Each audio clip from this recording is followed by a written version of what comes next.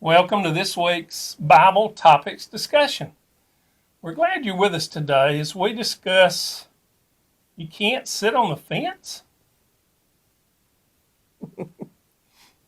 There are lots of fence sitters in this world. You may be one of them. Sometimes I can be a fence sitter, but when it comes to things of importance, I'm not.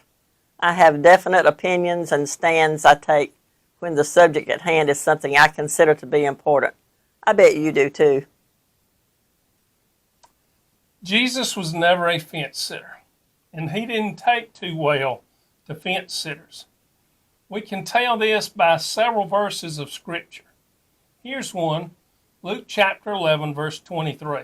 It says this, "Whoever is not with me is against me, and whoever does not gather with me scatters."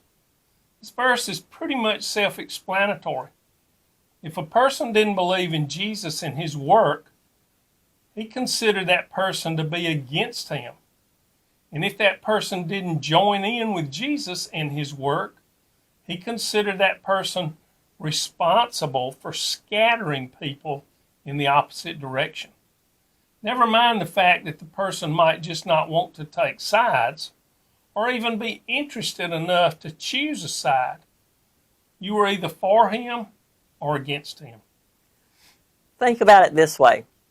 What is something that you really have a heart for and try to support and work hard to further the cause of?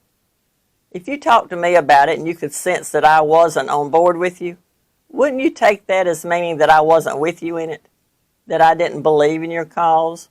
And wouldn't that make you think that I wouldn't try to get others to join in with you? That I might actually talk against it to people? Never mind the fact that I might just not care. So you can see why Jesus didn't trust fence sitters. If they didn't choose to follow along with him, they were probably going to eventually fall off the fence on the side of opposing him. Fences don't have three sides. Here's another verse where Jesus was talking to the church at Laodicea. Now, this was a church, so supposedly these people were claiming to be Christians. It's Revelation chapter 3, verses 15 through 16. It says this, "I know your deeds, that you are neither cold nor hot. I wish that you were cold or hot. So because you are lukewarm and neither hot nor cold, I will spit you out of my mouth." Wow. Can you think of anything worse than being spit out of the mouth of Jesus? What he seems to be saying here is this: you can't be a fence sitter with Jesus. If you're truly on his side, you will be on fire for him, hot. You'll read the Bible, you'll pray, you'll seek his will for your life. You'll ask him what he wants you to do for him. You'll think of him often and want to spend time with him.